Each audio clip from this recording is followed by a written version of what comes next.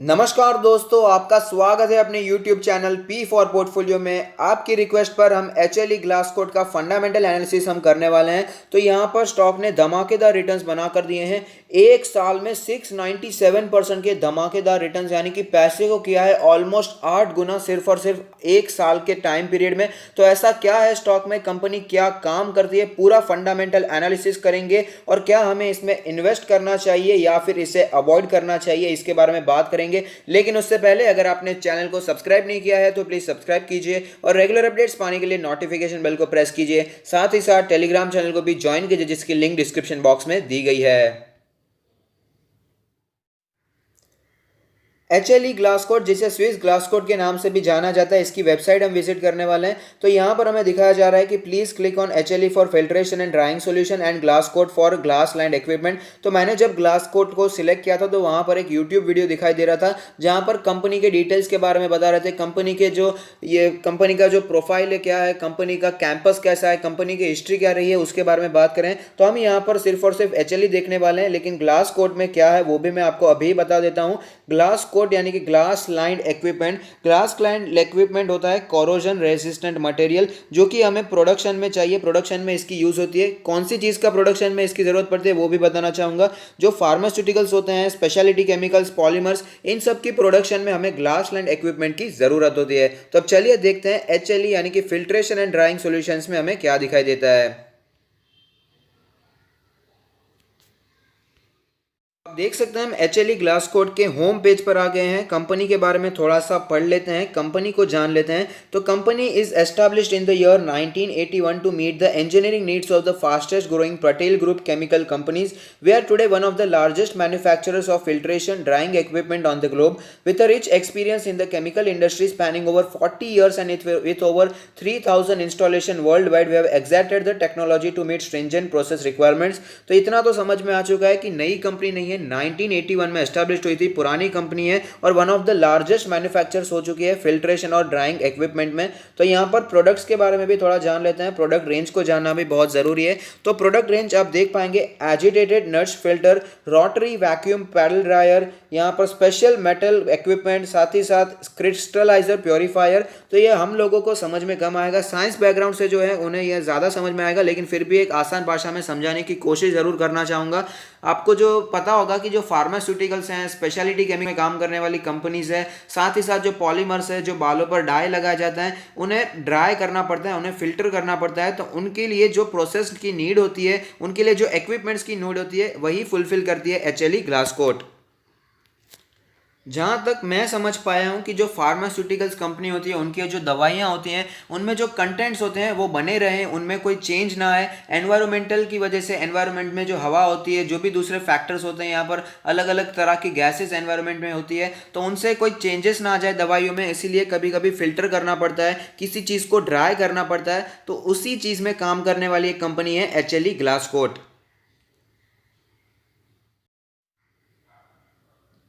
I hope मैं आपको सरल भाषा में समझा पाया हूं कि HLE ग्लासकोट कामकाज क्या करती है, लेकिन उसके बावजूद अपनी ओर से रिसर्च जरूर कीजिएगा। तो यहाँ पर कंपनी को जानने की कोशिश करते हैं, वैल्यूएशन को जानने की कोशिश करते हैं। HLE ग्लासकोट का लास्ट ट्रेडेड प्राइस है 1402 रुपीज़। मार्केट कैप की बात करें तो एक स्मॉल कैप कंपनी है, 1813 करोड़ के आसपास की इसकी मार्केट कैप है। अर्निंग पर शेयर है 25.84। अगर बात करें इसके डिविडेंड यील्ड के बारे में तो वो है 0.32%। पी रेशियो है 54.29, जबकि इंडस्ट्री का पी 32.72 दिखाई दे रहा है। फेस वैल्यू ₹10 की है। प्राइस टू बुक रेशियो की बात करें तो वो है 23.81। डिलीवरेबल्स यहाँ पर फिलहाल अच्छी दिखाई दे रही है, 70% के आसपास डिलीवरी दिखाई देती है। कुछ रेशियोज के बारे में यहाँ पर बात कर लेते हैं। ऑपरेटिंग प्रॉफिट मार्जिन है 16.71, जो कि पिछले साल से बढ़ रहा है, अच्छी बात है। नेट प्रॉफिट मार्जिन है 9.85, जो कि पिछले साल से बढ़ता हुआ नजर आ रहा है, जो कि एक अच्छी बात है। अगर आपको ये समझ में नहीं आ रहे टर्म्स तो फंडामेंटल एनालिसिस की सीरीज जरूर देखिएगा। सरल भाषा में सारे टर्म्स को मैंने समझाने की पूरी कोशिश की है। रिटर्न रेशियोज के बारे में बात करें तो आप देख पाएंगे ROE जबरदस्त दिखाई देती है 50.12। 12 के आसपास थी पिछले साल, तो धमाकेदार यहाँ पर भी हमें ग्रोथ देखने को मिल रहा है। ROCE की बात करें तो 16 से बढ़कर 48 हो चुके हैं, यहाँ पर भी धमाकेदार ग्रोथ है। रिटर्न ऑन एसेट्स के बारे में बात करें तो 5% के आसपास रिटर्न ऑन एसेट्स थे, जो कि बढ़कर हमें 11.85 के आसपास जाते हुए नजर आ रहे हैं। अगर बात करें लिक्विडिटी रेशियो के बारे में तो करंट रेशियो है 1.13 के आसपास, जो कि पिछले साल से कम हुआ है, लेकिन कोई भी बात नहीं, करंट रेशियो यहाँ पर आपको नहीं पता है तो फंडामेंटल एनालिसिस का सीरीज जरूर देखिएगा। क्विक रेशियो है 0.37। डेट टू इक्विटी रेशियो में यहाँ पर प्रॉब्लम दिखाई दे रही है, पहले तो डेट कम था लेकिन अब डेट टू इक्विटी यहाँ पर बढ़ चुका है, 1.07 हो चुका है। यहाँ पर 0.5 एक खतरे की घंटी होती है, 0.6 भी कह सकते हैं खतरे की घंटी है, ये तो 1 के भी ऊपर निकल चुका है, तो बहुत ही ज्यादा यहाँ पर रिस्क हमें दिखाई दे रहा है। इंटरेस्ट कवरेज रेशियो के बारे में बात करें तो 5.47 का है, जो कि थोड़ा सा कम है। यहाँ पर ज्यादा होता तो हम कह सकते हैं कि अच्छी कंपनी है, यहाँ पर वो भी पिछले साल से कम होता हुआ नजर आ रहा है। टर्नओवर रेशियोज के बारे में बात करें तो धमाकेदार है। एसेट टर्नओवर रेशियो 120 के आसपास दिखाई दे रहा है, जो कि पिछले साल से बढ़ा भी है। इन्वेंट्री टर्नओवर रेशियो 2.72 हो गया, जो कि पिछले साल से यहाँ पर बढ़ता हुआ हमें नजर आ रहा है। ग्रोथ रेशियोज की बात करें तो यहाँ पर जो सेल्स है CAGR 3 ईयर का जो CAGR सेल्स है वो 100% के आसपास दिखाई देता है। मार्च 2019 में 23.9 था। 3 ईयर CAGR नेट प्रॉफिट के बारे में बात करें तो वो 166.93% दिखाई दे रहा है, जो कि 49.25% था। तो यहाँ पर भी धमाकेदार ग्रोथ हमें दिखाई दे रही है। कंपनी के डिविडेंड्स के बारे में बात करें तो कंपनी ने कंसिस्टेंटली हमें डिविडेंड दिया है, कभी कभी रह जाता है। 2001 में दिया था, 2002 में कंपनी ने डिविडेंड नहीं दिया, फिर से 2003 में दिया, लेकिन हम कह सकते हैं कि ओवरऑल कंसिस्टेंट यहाँ पर डिविडेंड भी हमें मिलता हुआ नजर आ रहा है, जो कि एक अच्छी बात है। और मैं आपको बता दूं कि कंपनी ने अभी तक कोई भी बोनस या स्प्लिट अभी तक कोई भी अनाउंस नहीं किया है। रिटर्न्स के प्रोफाइल के बारे में बात करें तो यहाँ पर आप देख पाएंगे YTD रिटर्न्स है ऑलमोस्ट 200%, 1 वीक के रिटर्न्स है 14.54%, 1 मंथ में 66.86%, 3 मंथ्स के बारे में बात करें तो 84.85%, 6 मंथ्स में 44.46% और 1 साल में धमाकेदार 700% के आसपास के रिटर्न्स हैं। 2 साल में 683% के और 3 साल में 727% के रिटर्न्स इसने बनाकर दिए हैं। तो मल्टी बैगर स्टॉक रहा है, पिछले 3 सालों में ही 700% से भी ज्यादा के रिटर्न्स इसने हमें बनाकर दिए हैं।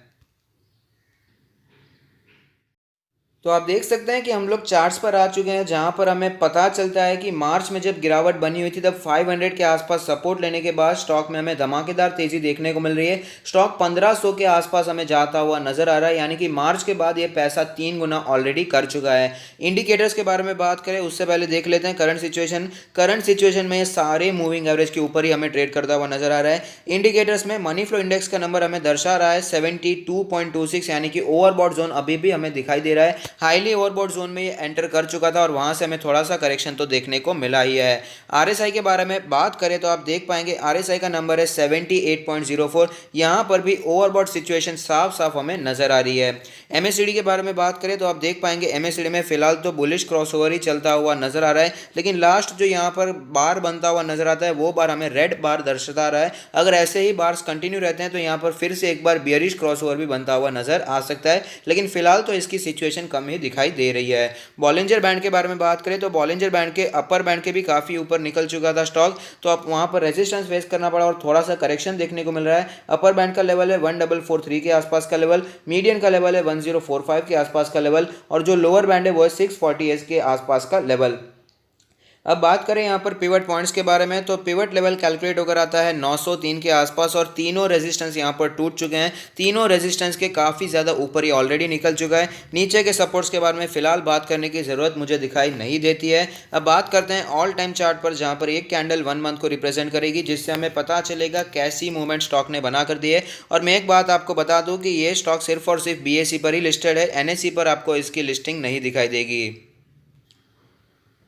तो आप देख सकते हैं स्टॉक ने धमाकेदार रिटर्न्स हमें बना कर दिए हैं और स्पेशली 2019 के एंड के बाद ही इसमें जो तेजी हमें देखने को मिल रही है, उसके पहले यहाँ पर ये स्टॉक फ्लैट ही ट्रेड करता हुआ नजर आ रहा था। धीरे धीरे ग्रोथ देखने को मिल रही थी, उसके बाद जो तेजी देखने को मिली आप देख सकते हैं 200 के आसपास ही ट्रेड कर रहा था 2019 के एंड में और आज ये 1500 के आसपास ऑलरेडी पहुंच चुका है। धमाकेदार तेजी हमें यहाँ पर देखने को मिल चुकी है। तो ऐसे में क्या हमें इन्वेस्ट करना चाहिए या नहीं करना चाहिए, उसके बारे में भी बात कर लेते हैं। तो कंपनी की प्रोफाइल हमने देखी, कंपनी क्या काम करती है वो भी हमने जानने की कोशिश की, साथ ही साथ हमने अलग अलग बेसिस पे इसे कंपेयर किया है। पिछले साल के मुताबिक यहाँ पर ROE ROC बढ़ता हुआ नजर आ रहा है, लेकिन एक बात जो मुझे फैक्ट यहाँ पर नजर आ रहा था वो था कि डेट टू इक्विटी रेशियो कुछ ज़्यादा ही है, यानी कि कंपनी पे बहुत ज़्यादा कर्जा है। तो ये कंपनी के लिए खतराजनक हो सकता है, यहाँ पर संभलने की ज़रूरत है। यहाँ पर अंधाधुंध तेज़ी देखकर यहाँ पर आप बाइंग शुरू मत कर दीजिएगा। यहाँ पर कंपनी पे बहुत ज़्यादा कर्जा है, इसे ध्यान में रखना बहुत ही ज़्यादा ज़रूरी है। और दूसरी बात, कंपनी में यह तेजी देखने को क्यों मिले वो समझने की मैंने कोशिश की। तो यहां पर हमने समझा कि जो काम करती है कंपनी वो एक फार्मास्यूटिकल्स में काम आता है, और आपको पता ही है फार्मास्यूटिकल्स में कैसी तेजी बनी हुई है। फार्मास्यूटिकल्स में जो APIs हैं, एक्टिव फार्मास्यूटिकल इंग्रेडिएंट, उसी की वजह से यहां पर हमें जो उन स्टॉक्स में स्पेशली तेजी देखने को मिल रही है। IOL केमिकल्स वो भी API में काम करता है, तो वहां पर ज्यादा तेजी देखने को मिल रही है इन कंपैरिजन टू दूसरे फार्मा स्टॉक। तो यहां पर जो HLE ग्लासकोट है वो भी फार्मास्यूटिकल्स को ही इनडायरेक्टली सपोर्ट करता है, और इसी वजह से हमें यहाँ पर बहुत ज़्यादा तेज़ी देखने को मिल रही है। लेकिन संभलना ज़रूरी है, क्योंकि फार्मास्यूटिकल में जो तेज़ी है कोविड-19 की वजह से है, और मैं ये मानता हूँ कि कोविड-19 हमेशा के लिए नहीं रहने वाला है। इसे प्लीज़ याद रखिएगा, ये कभी ना कभी ख़त्म ज़रूर हो जाएगा। समय लग सकता है, आज नहीं तो कल वैक्सीन ज़रूर आ जाएगी। 1 साल लग सकता है, 2 साल लग सकता है, 3 साल लग सकता है, लेकिन हमेशा के लिए ये नहीं चलने वाला है। तो ये HLE ग्लासकोट हो या फिर दूसरे कोई फार्मास्यूटिकल के स्टॉक्स हो जाए जो कि सिर्फ और सिर्फ कोविड-19 की वजह से दौड़ रहे हैं, तो वहां पर संभलने की जरूरत है। यहां पर हमें कभी भी प्रॉफिट बुकिंग देखने को मिल सकती है। तो HLE ग्लासकोट भी उसी की वजह से दौड़ता हुआ नजर आ रहा है, क्योंकि उसका बिजनेस भी बढ़ सकता है अगर फार्मास्यूटिकल में हमें इंक्रीज देखने को मिलता है। तो दूसरा जो एग्जांपल है वो भी GMM फॉडलर है, वो भी HLE ग्लासकोट की तरह ही ग्लास लाइंड इक्विपमेंट में काम करता है। इसी वजह से वहां पर भी बहुत ज़्यादा तेज़ी हमें देखने को मिल रही है, लेकिन संभलने की ज़रूरत है। तो अब क्वेश्चन तो यही है कि क्या इन्वेस्ट करें या फिर अवॉइड किया जाए। तो यहाँ पर अगर आपको इन्वेस्ट करना है तो उतना ही इन्वेस्ट कीजिए जितना आप खोने के लिए तैयार है, क्योंकि मैंने ऐसे कई स्टॉक्स देखे हैं जो कि यहाँ पर एकदम तेज़ी दिखाते हैं लेकिन वापस गिरावट देखने को मिल जाती है। कैसा, मैं वो आपको दिखाना चाहूँगा। यहाँ पर ऑल टाइम चार्ट पर हम वापस आ चुके हैं। यहाँ पर ऐसे स्टॉक्स मैंने कई देखे हैं जो कि तुरंत तेज हो जाते हैं, एकदम यहां पर तेजी दिखा देते हैं, लेकिन 2-3 सालों में वो तेजी वापस नरम हो जाती है और वापस स्टॉक हमें उसी लेवल पर देखने को मिल जाता है। तो यहां पर चार्ट्स पर माउंटेन देखने को मिल जाता है। तो माउंटेन वाले स्टॉक्स में कभी भी हमें इन्वेस्ट नहीं करना है। तो ये स्टॉक भी माउंटेन हो सकता है या नहीं हो सकता ये तो मैं बता नहीं सकता, लेकिन अगर आपको इन्वेस्ट करना ही है तो ब्लू चिप स्टॉक्स में करना चाहिए, जो कि कोविड-19 हो या ना हो उससे फर्क नहीं पड़ता हो। तो अगर इन्वेस्टमेंट यहाँ पर HLE ग्लासकोट में करना है तो प्लीज़ थोड़ा सा ही कीजिएगा, बहुत सारा पैसा यहाँ पर मत लगाइएगा। तो अगर आपको ये वीडियो पसंद आता है तो लाइक कीजिए, शेयर कीजिए, कमेंट कीजिए, सब्सक्राइब कीजिए और मुझे मोटिवेट कीजिए। Thank you, stay happy, happy investing.